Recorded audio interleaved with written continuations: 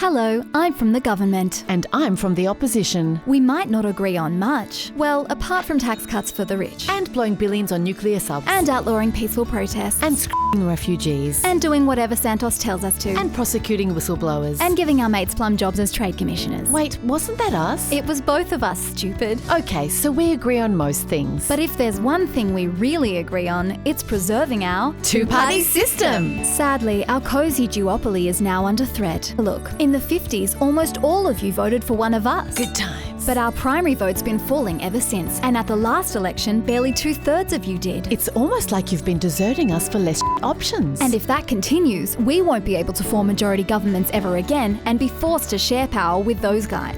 Sure, we could reverse this trend by winning back your votes with less policies. And by having different policies to each other. But we said, nah. Let's just change campaign finance rules to make it impossible for newcomers to get elected. Introducing our 3-step plan to rat the Electoral Act and rig the rules in our favour. Step 1. Give ourselves a ton more of your money. We already get millions in public funding after every election, but we figured, why not more? Don't all candidates get that funding? Yep, but if you're a newcomer, you start off with approximately all. So the only way for newcomers to fund an election campaign is to raise donations? Yep, which brings us to Step 2. Limit how much candidates can raise in donations. Genius. We'll tell you we need this to stop this big sack of And sure, limiting the influence of big money in politics is a good idea. But we're not worried about the one loser who spent a fortune to win a single seat. We're worried about all these newcomers who crowdfunded donations from you and won all these seats off us. And these ones off us. What's that? Will this also limit the money we can raise? Oh, sweetie. We don't rely on donations from you. Most of our revenue comes from corporate membership fees, union fees, investment portfolios, MP levy, 10 grand to hang out with this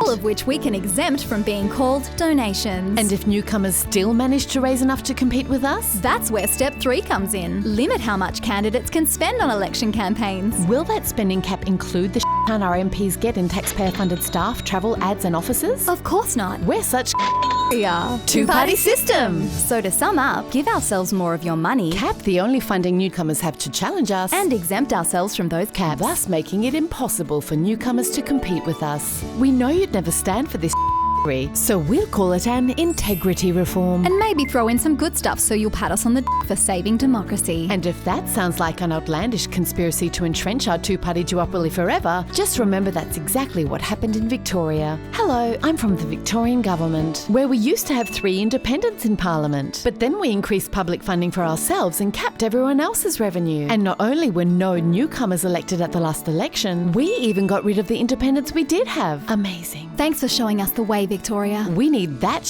at the federal level. And quick, because if we don't rig campaign rules in our favour before the next election, we might never control this joint again. Participation in our democracy will increase. And we wouldn't be able to keep agreeing on most things. Like keeping job seeker below poverty levels. And rorts that prop up the housing bubble. And defunding the NDIS. And relying on dodgy carbon credits. And approving more coal and gas. And native forest logging. And habitat destruction. And betraying renters. And our Pacific neighbours. And being totally captured by these bags. And we wouldn't want that now, would we? Two-party system!